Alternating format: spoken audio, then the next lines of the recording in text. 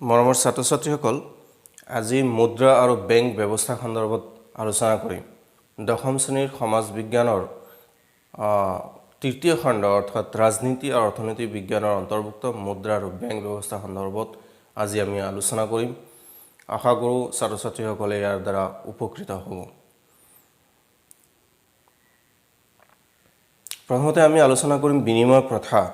বিনিময় প্ৰথা সাধাৰণতে আমি জানো যে বস্তুৰ সলনি বস্তু আদান প্ৰদান কৰা বা সামগ্ৰীৰ বিপৰীতে সামগ্ৰীৰ প্ৰত্যক্ষ বিনিময় হ'ল বিনিময় প্ৰথা। অৰ্থাৎ কোনো বস্তুৰ সলনি আন এটা বস্তু আদান প্ৰদান কৰা কাৰ্য হৈছে বিনিময় প্ৰথা। এই বিনিময় প্ৰথা জোনবিল পাৰত জোনবিল মেলা অনুষ্ঠিত হয় আৰু সেই মেলাত ইয়াৰ প্ৰতিফলন দেখিবলৈ পোৱা যায়। বিনিময় প্ৰথাৰ কিছুমান অসুবিধা আছে।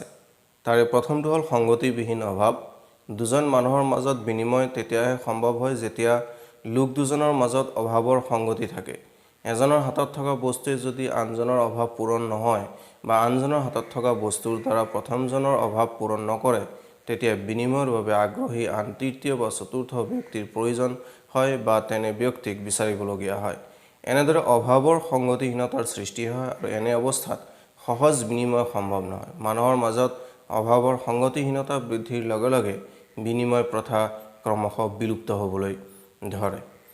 গতিকে বিনিময় প্ৰথাৰ প্ৰথমটো অসুবিধা হ'ল যে এই সংগতিবিহীন অভাৱ, অৰ্থাৎ অভাৱৰ সংগতি নথকাৰ কাৰণেই বিনিময় প্ৰথা ক্ৰমাৎ বিলুপ্তি হ'বলৈ ধৰিছিল, যাৰ ফলত মুদ্ৰাৰ সৃষ্টি হ'বলগীয়া হৈছিল। ছাত্ৰ-ছাত্ৰীসকল, আমি বিনিময় প্ৰথাৰ দ্বিতীয়টো অসুবিধা হ'ল হিচাপ নিকাচৰ উমৈহতীয়া এককৰ অভাৱ। বিনিময়যোগ্য সামগ্ৰী অসংখ্য থাকে। প্ৰতিটো সামগ্ৰীৰ মূল্য আন এবিধ সামগ্ৰীৰ মূল্য নিৰূপণ কৰা এটা জটিল কাম হৈ পৰে। এখন বজাৰত বহুত সামগ্ৰী থাকে, গতিকে সকলো সামগ্ৰীৰ বাবে বিনিময় হাৰ বেলেগ বেলেগ হয়। এই অসংখ্য বিনিময় হাৰ মনত ৰখা কাৰো পক্ষে সম্ভৱ নহয়।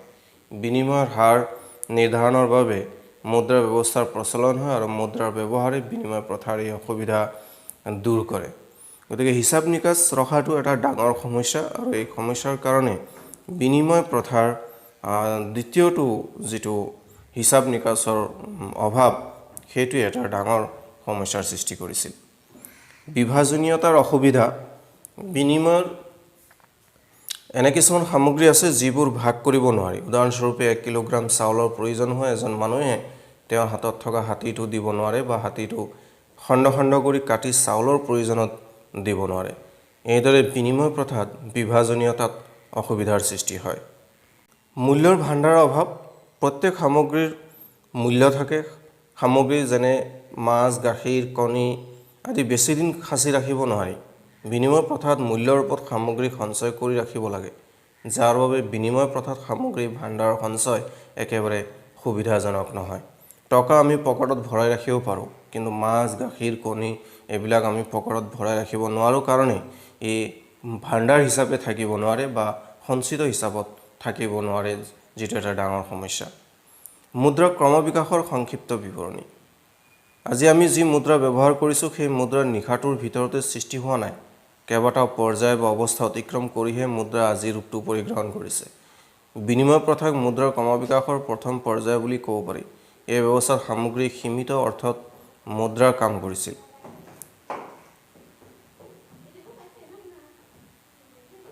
মুঠতে মুদ্ৰাৰ ক্ৰমবিকাশৰ 5টা পৰ্যায় আছে। সেইকেইটা হ'ল বিনিময় প্ৰথা, জন্তু মান, অমুদ্ৰিত ধাতু মান, ধাতু মুদ্ৰা আৰু কাগজী মুদ্ৰা। বিনিময় প্ৰথাত সামগ্ৰীয়ে মুদ্ৰা আছিল। জন্তুমান স্তৰত জন্তু বিনিময়ৰ মাধ্যম হিচাপে ব্যৱহাৰ কৰা হৈছিল, বিশেষকৈ ছাগলী। অমুদ্ৰিক ধাতুমান ব্যৱস্থাত সোণ বা ৰূপৰ টুকুৰা বিনিময়ৰ মাধ্যম হিচাপে ব্যৱহাৰ কৰা হৈছিল। ইয়াতো বহুতো অসুবিধাই দেখা দিয়াত অমুদ্ৰিক ধাতুমান ব্যৱস্থাৰ বিলুপ্তি ঘটাত ধাতু মুদ্ৰাৰ সৃষ্টি হয়। কিন্তু এই ব্যৱস্থাত অসুবিধাই দেখা দিলে। সোণ বা ৰূপৰ যোগান সীমাবদ্ধ বা অস্থিতিস্থাপক, প্ৰয়োজন হ'লেই বৃদ্ধি কৰিব নোৱাৰি। তদুপৰি বেপাৰ বাণিজ্যৰ পৰিসৰ বৃদ্ধি হোৱাৰ লগে লগে মুদ্ৰাবোৰ দূৰৈৰ ঠাইলৈ কঢ়িয়াই নিয়াত অসুবিধাৰ সৃষ্টি হৈছিল। মুদ্ৰাৰ ক্ৰমবিকাশ। 5ম পৰ্যায়ত কাগজী মুদ্ৰাৰ প্ৰচলন হ'ল। এই মুদ্ৰা কঢ়িয়াই নিয়াটো সহজ। প্ৰথম অৱস্থাত সামগ্ৰী কাগজী মুদ্ৰা সোণ বা ৰূপলৈ ৰূপান্তৰিত কৰা হৈছিল। কালক্ৰমত কাগজী মুদ্ৰাক মুদ্ৰা হিচাপে গ্ৰহণ কৰা হ'ল আৰু ৰূপান্তৰকৰণ অপ্ৰয়োজনীয় হৈ পৰিল। এইদৰে কাগজী মুদ্ৰাই বৰ্তমানৰ ৰূপ লয়। গতিকে কাগজী মুদ্ৰাৰ ক্ৰমবিকাশৰ এক দীঘলীয়া কাহিনী আছে, 5টা স্তৰ আছে আৰু এই 5টা স্তৰৰ পিছতহে কাগজী মুদ্ৰাই স্থান লাভ কৰে। এতিয়া আমি জানো মুদ্ৰা কাক কয়। ইংৰাজ অৰ্থনীতিবিদ জিঅফ্ৰি ক্ৰাউথাৰৰ মতে বিনিময়ৰ মাধ্যম হিচাপে সাধাৰণ গ্ৰহণযোগ্যতা থকা আৰু লগতে সামগ্ৰীৰ মূল্যৰ মাপকাঠি আৰু মূল্যৰ ভাণ্ডাৰ হিচাপে কাৰ্য সম্পাদন কৰা যিকোনো সামগ্ৰী হ'ল মুদ্ৰা। দেশবাসীয়ে যদি বেলগছৰ পাত বিনিময়ৰ মাধ্যম হিচাপে গ্ৰহণ কৰে তেনেহ'লে বেলপাতৰ সাধাৰণ গ্ৰহণযোগ্যতা থাকিব আৰু বেলপাত মুদ্ৰা হ'ব। মুদ্ৰাৰ সাধাৰণ গ্ৰহণযোগ্যতা আইনৰ দ্বাৰা সমৰ্থিত হয়। গতিকে মুদ্ৰা হ'বলৈ হ'লে গ্ৰহণযোগ্যতা থাকিব লাগিব, ইয়াৰ লগতে সামগ্ৰীৰ মূল্যৰ মাপকাঠি হিচাপে কাম কৰিব লাগিব আৰু মূল্যৰ ভাণ্ডাৰ হিচাপে কাৰ্য সম্পাদন কৰিব লাগিব, তেতিয়াহে ই মুদ্ৰা হিচাপে পৰিগণিত হ'ব। এই কথাটো তোমালোকে ভালদৰে জানি ল'বা বা বুজি ল'বা। মুদ্ৰাৰ কিছুমান বৈশিষ্ট্য আছে। মুদ্ৰাৰ সাধাৰণ গ্ৰহণযোগ্যতা থাকিব লাগিব, নহ'লে মুদ্ৰা বিনিময়ৰ মাধ্যম হ'ব নোৱাৰে, এই কথাটো পূৰ্বতে কোৱা হৈছে। আৰু মুদ্ৰাৰ এই বৈশিষ্ট্যসমূহৰ ভিতৰত আটাইতকৈ গুৰুত্বপূৰ্ণ বৈশিষ্ট্য এইটোৱেই। এই সন্দৰ্ভত পূৰ্বতে কেইবাবাৰো মেট্ৰিকৰ পৰীক্ষাত প্ৰশ্ন আহিছে। মুদ্ৰাৰ চিনাক্তকৰণ সহজ হ'ব লাগিব, আন সকলোবোৰ সামগ্ৰীতকৈ ই বেলেগ হ'ব লাগিব। মুদ্ৰাৰ চিনাক্তকৰণ সহজ নহ'লে সামগ্ৰী বেচা কিনাৰ সময়ত জটিলতাই দেখা দিব। মুদ্ৰা সহজে নষ্ট হৈ যোৱা সামগ্ৰী হ'ব নোৱাৰে। মাছ, কণী, গাখীৰ ইত্যাদি কোনোটোৱে মুদ্ৰা হ'ব নোৱাৰে, কাৰণ এইবোৰ সামগ্ৰী বেছি দিনলৈ নিটিকে। মুদ্ৰা সঞ্চয়ৰ ভাণ্ডাৰ হ'ব লাগিলে মুদ্ৰা বেছি দিনলৈ টিকিব লাগিব। এই কথাটো পূৰ্বতেও মই উল্লেখ কৰি আহিছোঁ যে মুদ্ৰা সহজে নষ্ট হৈ যোৱা হ'ব নালাগিব, অৰ্থাৎ গাখীৰ, কণী, মাছ, মাংস এইবিলাক কেতিয়াও মুদ্ৰা হ'ব নোৱাৰে, বৰঞ্চ মুদ্ৰা হ'বলৈ হ'লে বেছি দিন টিকি থকা হ'ব লাগিব, যাতে মুদ্ৰা সহজতে নষ্ট হৈ নাযায় বা তিতিলেও অসুবিধাৰ সন্মুখীন হ'বলগীয়া নহয়। গতিকে মুদ্ৰাৰ আৰু বৈশিষ্ট্য আছে। মুদ্ৰা সমজাতীয় বা পূৰ্ণ সাদৃশ্যযুক্ত হ'ব লাগিব। উদাহৰণস্বৰূপে যদি এখন 100 টকীয়া নোটৰ আকাৰ ডাক টিকটটোৰ দৰে একেবাৰে সৰু আৰু আন এখন 100 টকীয়া নোট বাতৰি কাকতৰ এখনৰ সমান ডাঙৰ বা বৃহৎ আকাৰৰ হয়, তেনেহ'লে সামগ্ৰীৰ লেনদেনৰ ক্ষেত্ৰত বেমেজালিয়ে দেখা দিব। গতিকে সকলোবোৰ 100 টকীয়া নোট সকলো পিনৰ পৰা একে হ'ব লাগিব। মুদ্ৰাৰ তাৰল্য গুণ থাকিব লাগিব। যিকোনো মুদ্ৰা সমমূল্যৰ সা সামগ্ৰীলৈ তৎক্ষণাত আৰু প্ৰত্যক্ষভাৱে ৰূপান্তৰিত হ'লেই মুদ্ৰাৰ তাৰল্য গুণ আছে বুলি ক'ব পাৰি। বিনিময় প্ৰথাত সামগ্ৰীৰ তাৰল্য গুণ নাথাকে, কাৰণ সামগ্ৰী তৎক্ষণাত আৰু প্ৰত্যক্ষভাৱে আন সামগ্ৰীলৈ ৰূপান্তৰ হ'লেও সামগ্ৰীবোৰ বেছি দিন টিকি নাথাকে। সেয়েহে মুদ্ৰাৰ তাৰল্য গুণ থাকিব লাগিব, অৰ্থাৎ মুদ্ৰাৰ তৎক্ষণাত অন্য কোনো সামগ্ৰীলৈ বা সমপৰিমাণৰ সামগ্ৰীলৈ আমি পৰিৱৰ্তন কৰিব পাৰিব লাগিব। মাটি, সম্পত্তি এইবিলাক ক্ৰয় কৰিলেও মুদ্ৰাৰ পৰিৱৰ্তন হৈ যায়, বা সেই মাটি সম্পত্তি বিক্ৰী কৰিলেও হাতলৈ মুদ্ৰা উভতি আহে। গতিকে মুদ্ৰাৰ তাৰল্য গুণ এটা গুৰুত্বপূৰ্ণ। মুদ্ৰাৰ তাৰল্য গুণ সন্দৰ্ভত প্ৰশ্ন আহে পৰীক্ষাত, যে মুদ্ৰাৰ তাৰল্য গুণ কি, এই সন্দৰ্ভত প্ৰশ্ন আহে। তোমালোকে ভালদৰে এই কথাটো বুজি ল'বা, যাতে পৰীক্ষাত তোমালোকৰ কাৰণে সুবিধাজনক হয় আৰু লিখিব পাৰা পৰীক্ষাত বা পিছলৈও কামত আহে। মুদ্ৰা হস্তান্তৰযোগ্য হ'ব লাগিব। বেপাৰ বাণিজ্যৰ পৰিসৰ দিনে দিনে বৃদ্ধি হৈ আহিছে। মুদ্ৰা হস্তান্তৰযোগ্য নহ'লে ইমান বৃহৎ পৰিসৰৰ বেপাৰ বাণিজ্য সম্পাদন কৰাটো অসম্ভৱ হ'ব। বৰ্তমান মুদ্ৰা আৰু বেংকিং ব্যৱস্থা এনে এটা পৰ্যায়ত উপনীত হৈছে য'ত মুদ্ৰাৰ প্ৰকৃত হস্তান্তৰ নোহোৱাকৈ লেনদেন সম্পাদিত হৈছে। বেংকৰ হিচাপৰ বহীত যোগ বিয়োগ হৈছে, ক্ৰেতাৰ হিচাপৰ ঘৰত লেনদেনটোৰ মূল্য বিয়োগ কৰা হৈছে আৰু বিক্ৰেতাৰ হিচাপৰ ঘৰত সেই মূল্য যোগ দিয়া হৈছে। মুদ্ৰা বিভাজনীয়। অধিক মূল্যৰ মুদ্ৰা কম মূল্যৰ মুদ্ৰাৰ সমষ্টিলৈ ৰূপান্তৰ কৰিব পাৰি। বিনিময় প্ৰথাত সামগ্ৰীৰ বিভাজনীয় নোহোৱাত বিনিময়ৰ ক্ষেত্ৰত অসুবিধাই দেখা দিছিল। মুদ্ৰা ব্যৱস্থাত এই অসুবিধাটো আঁতৰি গৈছে। 50 পইচাৰ লেনদেনৰ নাইবা 5 কোটিৰ লেনদেনৰ বাবেও প্ৰয়োজনীয় মুদ্ৰা উভৈনদী। মুদ্ৰাৰ মূল্যৰ স্থিৰতা থাকিব লাগিব। মুদ্ৰাৰ মূল্য দ্ৰুতগতিত হ্ৰাস পালে মুদ্ৰাৰ গ্ৰহণযোগ্যতা লোপ পাব, সেইদৰে মুদ্ৰা সঞ্চয়ৰ ভাণ্ডাৰ হ'ব নোৱাৰিব। গতিকে মুদ্ৰা হস্তান্তৰযোগ্য, মুদ্ৰাৰ বিভাজন আৰু মুদ্ৰাৰ মূল্যৰ স্থিৰতা এটা গুৰুত্বপূৰ্ণ বৈশিষ্ট্য। মুদ্ৰাই কিছুমান কাৰ্য সম্পাদন কৰে আৰু সেই কাৰ্যবিলাকৰ ভিতৰত আছে মুদ্ৰা বিনিময়ৰ মাধ্যম হিচাপে কাম কৰে, মুদ্ৰা সা সামগ্ৰীৰ মূল্যৰ মাপকাঠি হিচাপে কাৰ্য সম্পাদন কৰে। মুদ্ৰা ব্যৱস্থাত সামগ্ৰীৰ পৰিৱৰ্তে সামগ্ৰীৰ পৰোক্ষ বিনিময় হয়। উদাহৰণস্বৰূপে চাউল উৎপাদন কৰা ব্যক্তিগৰাকীয়ে বজাৰত চাউল বিক্ৰী কৰি মুদ্ৰা অৰ্জন কৰে আৰু সেই মুদ্ৰাৰ সহায়ত তেওঁ কুঁহিয়াৰ ক্ৰয় কৰিব। বিনিময় প্ৰথাৰ এই লেনদেন মুদ্ৰা ব্যৱস্থাত দুটা লেনদেনলৈ পৰিৱৰ্তন হয়। এইদৰে মুদ্ৰা হৈ পৰিল বিনিময়ৰ মাধ্যম। আনহাতে মুদ্ৰা সা সামগ্ৰীৰ মূল্যৰ মাপকাঠি হিচাপে কাৰ্য সম্পাদন কৰে। বেচা কিনা হোৱা সকলোবোৰ সামগ্ৰীৰ মূল্য থাকে আৰু মুদ্ৰাৰ ৰূপত প্ৰকাশ কৰা সামগ্ৰীয়ে মূল্যৰ কাম কৰে। মুদ্ৰা স্থগিত দেনাপনৰ মানদণ্ড হিচাপে কাৰ্য সম্পাদন কৰে। কিছুমান সামগ্ৰী বা পৰিসম্পদ বেচা কিনাৰ সময়ত ইয়াৰ মূল্য লগে লগে পৰিশোধ কৰা নহয়, বহুত কিছুদিন পিছত ইয়াৰ মূল্য পৰিশোধ কৰা হয় আৰু প্ৰক্ৰিয়াটো স্থগিত কৰি ৰখা হয়। সকলোবোৰ স্থগিত দেনাপনৰ হিচাপ মুদ্ৰাৰ ৰূপত প্ৰকাশ কৰা হয়। মুদ্ৰা মূল্যৰ ভাণ্ডাৰ হিচাপেও কাৰ্য সম্পাদন কৰে। সামগ্ৰী সঞ্চয় কৰি ৰখা অসুবিধা হোৱা হেতুকে মুদ্ৰা সঞ্চয় কৰি ৰাখিব পাৰি আৰু সঞ্চিত মুদ্ৰা প্ৰয়োজন অনুসৰি সা সামগ্ৰী ক্ৰয় কৰিব পাৰি। সামগ্ৰীসমূহ মূল্য ভাণ্ডাৰ হিচাপে ৰাখি থোৱা হয়।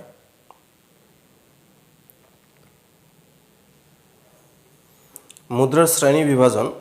মুদ্ৰাৰ কেইবা প্ৰকাৰ হ'ব পাৰে।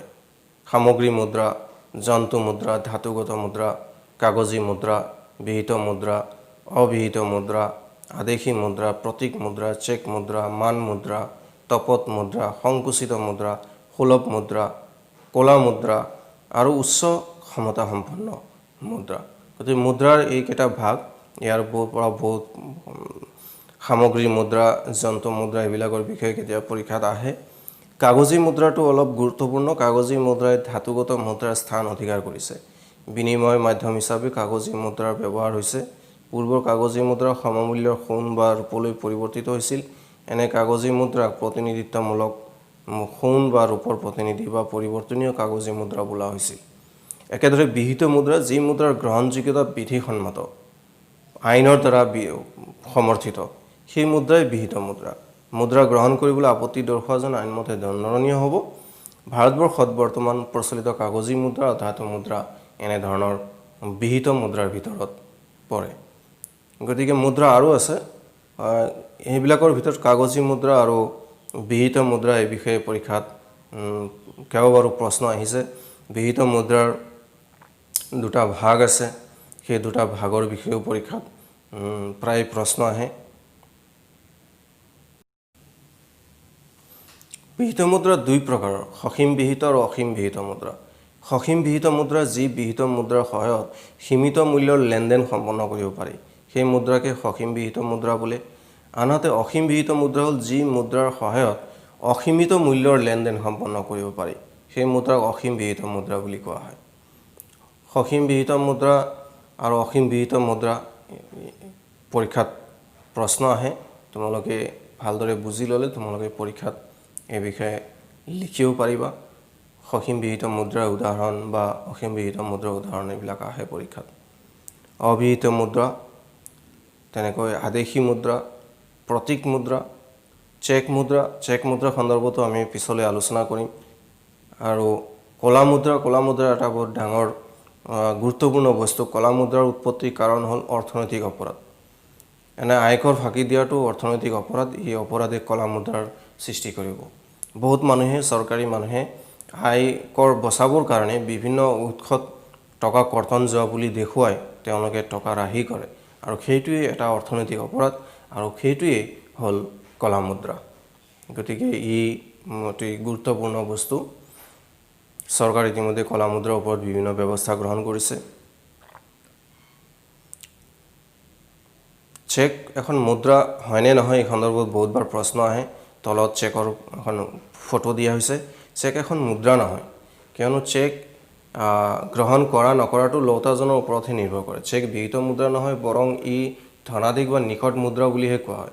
বেংকসমূহে নিজস্বভাৱে চেক সৃষ্টি কৰে। সেয়েহে চেকৰ সৰ্বজন গ্ৰহণযোগ্য স্বীকৃতি থাকিব পাৰে, নাথাকিব পাৰে। মুদ্ৰাৰ ভূমিকা। মুদ্ৰাই বিভিন্ন ধৰণৰ ভূমিকা পালন কৰে। মুদ্ৰাই বিনিময় ব্যৱস্থাটো সহজ কৰি তুলিছে। মুদ্ৰা ব্যৱস্থাত বিনিময় প্ৰথাৰ অসুবিধাবোৰ আঁতৰ হ'ল। ইও এটা গুৰুত্বপূৰ্ণ বস্তু, যি ব্যৱস্থাত বজাৰৰ চাহিদা আৰু যোগানে উৎপাদন প্ৰক্ৰিয়াটো নিয়ন্ত্ৰণ কৰে, চৰকাৰী নীতি নিৰ্দেশনাই নকৰে, সেই ব্যৱস্থাটোৱে হ'ল বজাৰকেন্দ্ৰিক অৰ্থনীতি। যি ব্যৱস্থাত চৰকাৰী সিদ্ধান্ত উৎপাদন প্ৰক্ৰিয়া নিৰ্ধাৰণ কৰে, বজাৰে নকৰে, সেই ব্যৱস্থাটো সম্পদৰাজিৰ মূল্য মুদ্ৰাৰ মাধ্যমতে প্ৰকাশ কৰা হয়। মুদ্ৰা অবিহনে যিকোনো আৰ্থিক ব্যৱস্থাই অচল হৈ পৰিব। মুদ্ৰাৰ সৃষ্টি কৰা প্ৰধান অসুবিধাসমূহ। মুদ্ৰা 4টা প্ৰধান অসুবিধাৰ তলত ব্যাখ্যা কৰা হৈছে। মুদ্ৰাৰ মূল্য সদায় স্থিৰে নাথাকে, গতিকে ই এটা ডাঙৰ অসুবিধা। কেতিয়াবা ইয়াৰ মূল্য একেবাৰে কমি যায় আৰু কেতিয়াবা ইয়াৰ মূল্য একেবাৰে বাঢ়ি যায়। মুদ্ৰা অৰ্থনৈতিক সম্পদ আৰু আয় একত্ৰীকৰণৰ এবিধ আহিলা হ'ব পাৰে। মুদ্ৰা সৰ্বস্ব অৰ্থনীতিত মুদ্ৰা অৰ্থনৈতিক ক্ষমতা আহৰণৰ উপায় হৈ পৰে। ই সামাজিক বৈষম্যৰ সৃষ্টি কৰে। মুদ্ৰাৰ প্ৰতি থকা দুৰ্বলতাই কেতিয়াবা সামাজিক মূল্যবোধৰ অৱক্ষয়ৰ কাৰক হয়। দুৰ্নীতি, অনিয়ম, অবিচাৰৰ গুৰিতেই হ'ল মুদ্ৰা। মুদ্ৰাৰ পৰা কলা মুদ্ৰাৰ সৃষ্টি হয়। ই এটা ডাঙৰ অসুবিধা মুদ্ৰাৰ। কলা মুদ্ৰা এক অৰ্থনৈতিক অপৰাধ। এনেবোৰ অপৰাধৰ ফলত চৰকাৰে বহু ৰাজহ হেৰুৱাব লগাত পৰে। বেংক ব্যৱস্থা। বেংক এবিধ বিত্তীয় অনুষ্ঠান যি ঋণৰ ব্যৱসায় কৰে। বেংকে সঞ্চয়কাৰীৰ পৰা সঞ্চয় সংগ্ৰহ কৰে আৰু সংগৃহীত সঞ্চয় ঋণ লওঁতাসকললৈ আগবঢ়ায়। গতিকে বেংক কি, এইটো 1 নম্বৰৰ প্ৰশ্ন আহে। বেংকৰ এইটো কাষত এটা ষ্টেট বেংক অফ ইণ্ডিয়াৰ উদাহৰণ হিচাপে দিয়া হৈছে। ভাৰতৰ আটাইতকৈ পুৰণি বেংকটোৰ নাম হৈছে বেংক অফ হিন্দুস্তান, যিটো 1770 চনত প্ৰতিষ্ঠা কৰা হৈছিল। আৰু অসমৰ পুৰণি বেংকৰ নাম গুৱাহাটী বেংক আৰু ইয়াক 1926 চনত প্ৰতিষ্ঠা কৰা হৈছিল। গতিকে বেংক কি আৰু বেংক ভাৰতৰ আটাইতকৈ পুৰণি বেংক আৰু অসমৰ আটাইতকৈ পুৰণি বেংক, এই তিনিওটাৰ ওপৰত 1 নম্বৰ পৰীক্ষাত প্ৰশ্ন আহে। এই কথাটো তোমালোকে মন দি পঢ়িবা আৰু মনত ৰখাৰ কাৰণে যত্ন কৰিবা। বেংক কেইবা প্ৰকাৰৰ থাকে। বেংকৰ শ্ৰেণী বিভাজনৰ চিত্ৰ ইয়াত দাঙি ধৰা হৈছে। প্ৰথমতে কেন্দ্ৰীয় বেংক থাকে। বাকী কেন্দ্ৰীয় বেংকৰ অধীনত অন্যান্য বেংকবিলাক থাকে। বাণিজ্যিক বেংক, আঞ্চলিক গ্ৰাম্য বেংক, ভাৰতীয় ঔদ্যোগিক বিকাশ বেংক, ভাৰতীয় ক্ষুদ্ৰ উদ্যোগ বিকাশ বেংক, কৃষি আৰু গ্ৰাম্য উন্নয়নৰ ৰাষ্ট্ৰীয় বেংক নাবাৰ্ড বুলি যাক কোৱা হয়। ইয়াৰ উপৰিও আৰু এক ধৰণৰ বেংক আছে আন্তঃৰাষ্ট্ৰীয় পৰ্যায়ৰ। সেইবিলাক হ'ল এছিয়া উন্নয়ন বেংক, এছিয়ান ডেভেলপমেণ্ট বেংক বুলি কোৱা হয়, আৰু ৱৰ্ল্ড বেংক, বিশ্ব বেংক বুলি কোৱা হয়। কেন্দ্ৰীয় বেংক। কেন্দ্ৰীয় বেংক হ'ল দেশ এখনৰ বেংক ব্যৱস্থাৰ মুৰব্বী বেংক। এই বেংকৰ নীতি নিৰ্দেশনা অনুসৰি অন্যান্য বেংকসমূহে কাৰ্য সম্পাদন কৰিব লাগে।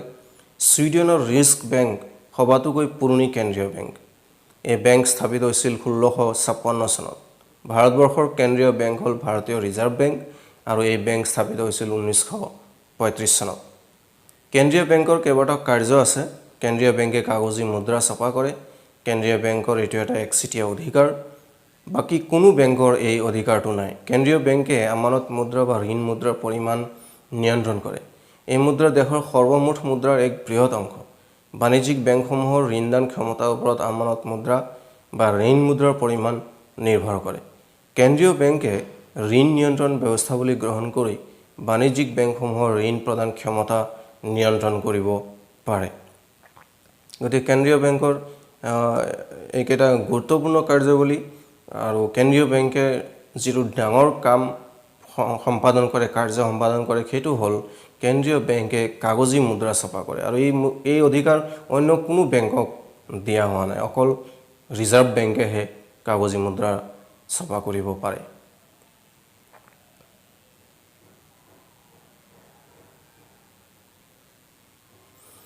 কেন্দ্ৰীয় বেংকে বেংকসমূহৰ বেংক হিচাপে কাৰ্য সম্পাদন কৰিব লাগে। গোটেইবোৰ বেংকৰ হিচাপ নিকাচ কেন্দ্ৰীয় বেংকে পৰীক্ষা কৰে। কেন্দ্ৰীয় বেংক অন্যান্য বেংকৰ বিপদৰ বন্ধু। আৰ্থিক সংকটৰ সময়ত কেন্দ্ৰীয় বেংকে বেংকসমূহৰ বাবে বিশেষ আশ্ৰয়স্থলী হৈ পৰে। কেন্দ্ৰীয় বেংক চৰকাৰৰ বিত্তৰ যোগান ধৰোঁতা। বাজেট ঘাটি দূৰ কৰিবলৈ আমাৰ দেশত কেন্দ্ৰীয় চৰকাৰে কেন্দ্ৰীয় বেংকৰ বিত্তীয় সাহায্য ল'ব পাৰে। কেন্দ্ৰীয় বেংক চৰকাৰৰ পৰামৰ্শদাতা হিচাপেও কাম কৰে। চৰকাৰৰ আয় নীতি, ৰাজহ নীতি, বাণিজ্য নীতি আদিৰ বিষয়ে কেন্দ্ৰীয় বেংকে নিজৰ পৰামৰ্শ আগবঢ়ায়। কেন্দ্ৰীয় বেংকে চৰকাৰৰ প্ৰতিনিধি বা এজেণ্ট হিচাপেও সকলো চৰকাৰী আয় আৰু ব্যয়ৰ হিচাপ ৰাখে কেন্দ্ৰীয় বেংকে। গতিকে কেন্দ্ৰীয় বেংকৰ এই দুটাও অতি গুৰুত্বপূৰ্ণ কাৰ্য। কেন্দ্ৰীয় বেংক হ'ল দেশৰ বৈদেশিক বিনিময়যোগ্য মুদ্ৰাৰ ৰক্ষক। কেন্দ্ৰীয় বেংকে বেংকসমূহৰ বাবে পৰিশোধ বেংকৰ কাম কৰে। বেংকসমূহ পৰস্পৰ নিৰ্ভৰশীল। কোনো নিৰ্দিষ্ট বেংকৰ ধনৰাশিৰ অভাৱ হ'লে আন এটা বেংকৰ পৰা ঋণ হিচাপে লয়। কেন্দ্ৰীয় বেংকত সকলো বেংকৰ হিচাপ থাকে। কেন্দ্ৰীয় বেংকে উন্নয়নমূলক কাৰ্য সম্পাদন কৰে। আৰ্থ-সামাজিক উন্নয়নৰ বাবে অগ্ৰাধিকাৰ লাভ কৰা খণ্ডকেইটালৈ কেন্দ্ৰীয় বেংকে ধনৰাশিৰ ব্যৱস্থা কৰি দিয়ে। কেন্দ্ৰীয় বেংকৰ কিছুমান কাৰ্যাৱলী আছে যিবিলাক দেশৰ আৰ্থিক পৰিস্থিতি খতিয়ান দাঙি ধৰা, সমবায় বেংক আৰু অন্যান্য বিত্তীয় অনুষ্ঠানসমূহলৈ ঋণৰ যোগান ধৰা ইত্যাদি। বাণিজ্যিক বেংক, যিবিলাক বেংকে কেন্দ্ৰীয় বেংকৰ নিৰ্দেশনা মানি জনসাধাৰণৰ লগত প্ৰত্যক্ষ আৰু পৰোক্ষভাৱে সঞ্চয়, ঋণ, বেপাৰ বাণিজ্য আদিত জড়িত কাৰ্য সম্পন্ন কৰে, তেনেবিলাক বেংককে বাণিজ্যিক বেংক বোলা হয়। বাণিজ্যিক বেংকৰ কাৰ্যৰ ভিতৰত আছে বাণিজ্যিক বেংকে সঞ্চয় সংগ্ৰহ কৰে। এই সঞ্চয় 3 প্ৰকাৰৰ: চলিত আমানত, কাল আমানত বা স্থিৰ আমানত আৰু এটা হ'ল সঞ্চয় আমানত। বাণিজ্যিক বেংকসমূহ ঋণৰ যোগান ধৰে। কৃষক, উদ্যোগপতি, কাৰিকৰ, ঠেলাচালক এওঁলোকক ঋণ দিয়ে। বাণিজ্যিক বেংকসমূহে ঋণ মুদ্ৰা সৃষ্টি কৰে আৰু বাণিজ্যিক বেংকৰ অন্যান্য কাৰ্যাৱলীৰ ভিতৰত আমানতকাৰীৰ মূল্যৱান অলংকাৰ পাতি, গুৰুত্বপূৰ্ণ নথিপত্ৰ ইত্যাদিৰ সংৰক্ষক হিচাপে কাৰ্য পালন কৰে। আমানতকাৰী সা-সম্পত্তিৰ ন্যাসৰক্ষী হিচাপেও কাৰ্য পালন কৰে বাণিজ্যিক বেংকবিলাকে। গতিকে বাণিজ্যিক বেংকবিলাকে আমানত সঞ্চয় সংগ্ৰহ কৰাৰ উপৰিও বিভিন্ন ধৰণৰ কাৰ্য পালন কৰে। পৰীক্ষাত বাণিজ্যিক বেংকৰ 2টা বা 3টা বা 4টালৈকে কাৰ্য লিখিবলৈ আহে। ভাৰতীয় ঔদ্যোগিক উন্নয়ন bank, industrial development bank of India, 1964 চনত এই বেংক স্থাপন কৰা হৈছিল। ঔদ্যোগিক প্ৰতিষ্ঠানসমূহলৈ বিত্তীয় সাহায্য প্ৰদান কৰা, ঔদ্যোগিক উন্নয়নৰ সৈতে জড়িত প্ৰতিষ্ঠানসমূহৰ প্ৰসাৰতা বৃদ্ধিত সহায় কৰা, এইবিলাক কাৰ্য আছে। অৰ্থনৈতিকভাৱে পিছপৰা অঞ্চলসমূহ উদ্যোগলৈ ৰেহাই সুদৰ হাৰত এই বেংকে ঋণ আগবঢ়ায়। বেংকটোৱে প্ৰশিক্ষণৰ জৰিয়তে উদ্যোগবিহীন জিলাসমূহত ঔদ্যোগিক উদ্যম বৃদ্ধিৰ বাবে আগভাগ লয়। আঞ্চলিক গ্ৰাম্য বেংক, 1975 চনত প্ৰথমতে 5টা আঞ্চলিক গ্ৰাম্য বেংক স্থাপন কৰা হৈছিল। এই বেংক সম্পাদন কৰা কামসমূহ হ'ল বেপাৰী মহাজনসকলৰ পৰা অত্যধিক সুদ দি ঋণ লোৱা গাঁওবাসীলৈ অতি কম সুদৰ হাৰত ঋণ প্ৰদান কৰি দুখীয়া গাঁওবাসীক সকাহ দিয়া আৰু গ্ৰাম্য সঞ্চয় সংগ্ৰহ কৰি বিভিন্ন উৎপাদনমূলক কাৰ্যত সেই সঞ্চয় ব্যয় কৰা। ভাৰতবৰ্ষত বৰ্তমান অৰ্থাৎ 1914 চনৰ পৰিসংখ্যা অনুযায়ী 57টা আঞ্চলিক গ্ৰাম্য বেংক কাৰ্যকৰী হৈ আছে। উদাহৰণ হিচাপে অসম গ্ৰামীণ বিকাশ বেংক, এপেক্স বেংক, অন্যান্য সমবায় বেংক ইত্যাদি। কৃষি আৰু গ্ৰাম্য উন্নয়নৰ ৰাষ্ট্ৰীয় বেংক, যাক আমি নাবাৰ্ড বুলি কওঁ, 1982 চনত নাবাৰ্ড স্থাপন কৰা হয়। গ্ৰাম্য ঋণৰ ক্ষেত্ৰত ৰিজাৰ্ভ বেংকে যিবোৰ কাৰ্য সম্পাদন কৰি আছিল, সেই আটাইবোৰ কাৰ্য নাবাৰ্ডলৈ হস্তান্তৰ কৰে। নাবাৰ্ডৰ কামসমূহ হ'ল গাঁও অঞ্চলত যিমানবোৰ অনুষ্ঠান, বিনিয়োগ আৰু উৎপাদনৰ সৈতে জড়িত হৈ আছে, সেই আটাইবোৰ শীৰ্ষ বিত্ত যোগানকাৰী প্ৰতিষ্ঠান হ'ল নাবাৰ্ড। ঋণ প্ৰদান প্ৰক্ৰিয়া, আঁচনিৰ পুনৰীক্ষণ আৰু পৰ্যালোচনা, প্ৰশিক্ষণ আদিৰ সুদৃঢ়কৰণ কল্পে নাবাৰ্ডে ব্যৱস্থা গ্ৰহণ কৰে। সকলোবোৰ বিত্তীয় প্ৰতিষ্ঠান, ভাৰত চৰকাৰ, ৰাজ্য চৰকাৰ, ৰিজাৰ্ভ বেংক ইত্যাদিৰ সৈতে নাবাৰ্ডে সমন্বয় ৰক্ষা কৰে। ভাৰতীয় ক্ষুদ্ৰ উন্নয়ন bank, small industries development bank of India, যাক চিডবি বুলি কয়, 1990 চনত চিডবি স্থাপন কৰা হয়। ইয়াৰ মুখ্য কাৰ্যালয় লক্ষ্ণৌত। এই সন্দৰ্ভত এবাৰ পৰীক্ষাত প্ৰশ্ন আহিছিল। ক্ষুদ্ৰ উদ্যোগসমূহৰ বাবে উন্নত প্ৰযুক্তিবিদ্যা আৰু আধুনিকীকৰণৰ ব্যৱস্থা কৰা, ক্ষুদ্ৰ উদ্যোগ খণ্ডত উৎপাদিত সামগ্ৰীৰ বাবে বজাৰৰ সুবিধা কৰি দিয়া, অৰ্ধনগৰ এলেকাত ক্ষুদ্ৰ উদ্যোগসমূহত অধিক নিয়োগৰ ব্যৱস্থা কৰি গাঁও আৰু অৰ্ধনগৰ এলেকাৰ পৰা চহৰলৈ জনসংখ্যাৰ বহিৰ্গমন ৰোধ কৰা আৰু ৰাজ্যিক বিত্ত নিগম, ঔদ্যোগিক নিগম, ব্যৱসায়িক বেংক, সমবায় বেংক আৰু আঞ্চলিক গ্ৰাম্য বেংকসমূহলৈ অৰ্থ সাহায্য আগবঢ়োৱা আৰু এইবোৰৰ কাম চিডবিয়ে সম্পন্ন কৰে। অনা বেংক প্ৰতিষ্ঠানসমূহ বেংকতকৈ কি অৰ্থাৎ বেলেগ? বেংকৰ দৰে অনা বেংক প্ৰতিষ্ঠানসমূহৰ সঞ্চয়কাৰীয়ে ধন উলিয়াই নিবৰ বাবে চেকৰ ব্যৱস্থা নাথাকে। বেংকৰ ক্ষেত্ৰত জমাকাৰীৰ সঞ্চয় বীমা থকাৰ দৰে অনা বেংক প্ৰতিষ্ঠানসমূহত এনে বীমাকৰণৰ ব্যৱস্থা নাথাকে। এইবোৰ ক্ষেত্ৰতেই অনা বেংক প্ৰতিষ্ঠানসমূহ বেংকতকৈ বেলেগ। এই সন্দৰ্ভত পৰীক্ষাত প্ৰশ্ন আহে যে অনা বেংক আৰু বেংকৰ মাজত কি কি পাৰ্থক্য আছে। ছাত্ৰ ছাত্ৰীসকল, আশা কৰোঁ তোমালোকে এই ভিডিঅ'ৰ পৰা উপকৃত হ'ব আৰু প্ৰশ্ন উত্তৰসমূহ ইয়াৰ পৰা তোমালোকে লিখিবৰ কাৰণে যত্ন কৰিবা।